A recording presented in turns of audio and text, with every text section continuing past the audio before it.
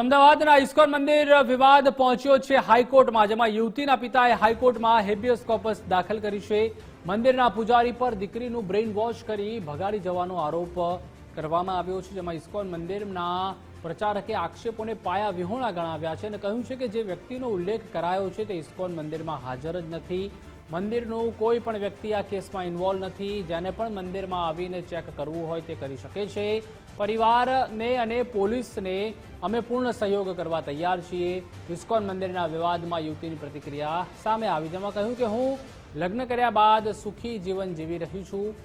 મારા પિતા દ્વારા મને ત્રાસ આપવામાં આવતો હતો, મને મારા માતા પિતા દ્વારા મારવામાં આવતો હતો। મેં મારી રાજી ખુશીથી આ પગલું ભર્યું છે તેવું યુવતીએ જણાવ્યું। જે યુવતી જે ગુમ થઈ છે તેના પપ્પાએ હેબિયસ કોર્પસ નામદાર હાઈકોર્ટમાં દાખલ કરી છે। હવે એના પપ્પાનો એવો આક્ષેપ છે કે યુવતી ઇસ્કોન મંદિરે જતી હતી, ધાર્મિક ભાવના ધરાવતી હતી, એટલે ત્યાં એની સોબત ત્યાંના જે હોય સેવા દાન કરનાર કે જે પણ એમની સંગતમાં આવી અને એમના કહેવાથી યુવતી નું એ લોકોએ 27/6/2024ના દિવસે યુવતીને બ્રેન વોશ કરી અને મથુરા ખાતે લઈ ગયા અને ત્યાં પછીથી જાણવા મળ્યું છે કે ત્યાં એને પરણાવી પણ દીધી। હવે એના પિતાજી કહે છે કે છોકરીને જે પરણાવીને એટલે એની જે બેબીને એ બ્રેન વોશ કરી અને ગાંજો જેવું પીવડાવી અને ખોટી રીતે એને પરણાવેલી છે। એ વસ્તુને લઈ અને હેબિયસ કોર્પસ કરવામાં આવી હતી, જેમાં ગઈકાલે હિયરિંગ હતી। એમાં નામદાર ગુજરાત હાઈકોર્ટે દરેક પક્ષકારોને, પોલીસને, પીઆઈને, કમિશનરને અને કોર્પસ તથા બાકીના જે છે તે સૌને નોટિસ કાઢી છે અને 9 તારીખે મુદત રાખી છે। તો ઇસ્કોનના મંદિરના છોકરા જોડે કોઈ લગ્ન કરાવી દીધું ને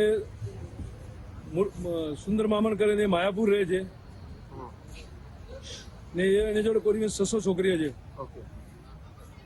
અત્યારે શું લગ્ન થઈ ગયા છે તમારી દીકરીના? ખબર નહીં, એમને બધી જગ્યાએ એમ વિડીયો વાયરલ કીધા છે, લગ્ન કીધા એના કીધા એમ એ જાણે છે।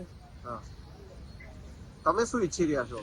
દીકરી પાછી આવી જાય ને મારા દાગીના પૈસા લઈ ગયા પાછા આપી દે, અમારી દીકરી અમારે ઘેર આવી જાય, બાકી હાઈકોર્ટ સરકાર જે ફેસલો આપે એ મંજૂર છે। કેટલા રૂપિયા લઈ ગયા છે? 3,62,000 રોકડા છે ના 23-24 તોલા સોનું છે।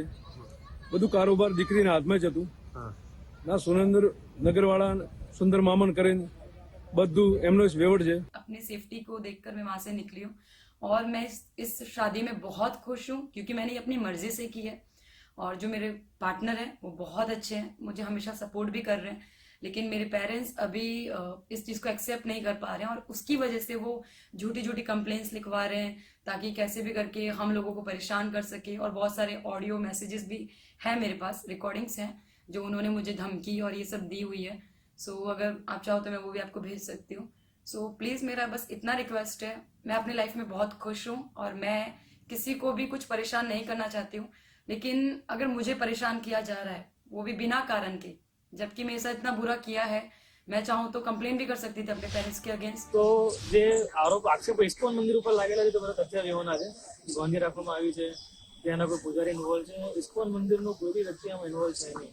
જે મંદિર રહેતું હોય એ મંદિરમાં સેવા કરતું હોય, જે તે નામ મેં બધા વાંચ્યા છે એ નામ જે મેં વાંચ્યા તે લોકો મંદિરની બહાર રહે છે અને એમાંથી એક બે જણા અત્યારે ગુજરાતની બહાર શિફ્ટ થઈ ગયેલા લોકો છે, જે ગૃહ વખતે જો પ્રચાર કરતા હોય એ લોકોના નામ લખેલા છે એની અંદર। આઈ કેન અન્ડરસ્ટેન્ડ કે તેમની દીકરી જે છે એ ઘર છોડીને વહી ગઈ છે, બરોબર, પણ એમાં એનો મતલબ એ નથી કે તમે ઇસ્કોન મંદિરની ઉપર કોઈ પ્રકારનો આક્ષેપ મૂકી શકો કે ડ્રગ્સ આપવામાં આવે છે। તેમાં આ મંદિર ઓપન છે, તમે જોઈ શકો છો અહીંયા એને બી આવવા બરોબર છે। અને અમે લોકો પૂરો એમના જે ફેમિલી મેમ્બર છે તેમને પૂરો સપોર્ટ કરવા માટે તૈયાર છે, પોલીસને બી કઈ પૂછપરછ કરવી મંદિરને લઈને તેના બી અમે લોકો સપોર્ટ કરવા માટે તૈયાર છે।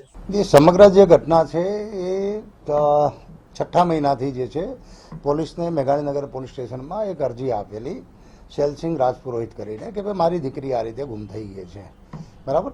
એની દીકરીનું નામ છે શિમલા કરીને, બરાબર, જે પુખ્ત વયની ઉંમર છે। તો આપણે અરજી લઈ, અરજીની તપાસ હાથ ધરેલી અને તપાસ દરમિયાનમાં આપણને જાણવા મળ્યું કે એ દીકરીએ જે છે રજિસ્ટર મેરેજ કરી લીધેલા છે મથુરા ગાઝિયાબાદ મુકામે યુપીમાં આર્ય સમાજમાં એ રીતના। એટલે સમગ્ર જે છે ઘટના ત્યાં એટલેથી આપણે અને દીકરીનો સંપર્ક થયો, આપણે જાણ કરી એના ફાધરને કે ભાઈ આ રીતે દીકરીએ લગ્ન કરી લીધા છે અને બીજું કંઈ છે નહીં। ત્યારબાદ ફરી જે છે એમના પિતા જે શૈલસિંહ રાજપુરોહિત છે એમના દ્વારા ફરી પોલીસને 10/7ના રોજ ફરીવાર એપ્રોચ કરવામાં આવ્યો. પછી એમાં એમને અરજીમાં એવું ઉલ્લેખ કર્યો કે ભાઈ મારી જે દીકરી છે ઘરેથી જતી વખતે અહીંથી ઘરેણાં અને રોકડ ને એવું લઈને ગયેલી છે. તો એ બાબતે બી આપણે તપાસ કરી, પણ એ ઘટનામાં કોઈ તથ્ય જણાયું નહીં, એટલે એ અરજી આપણે ફાઇલે કરી દીધેલી.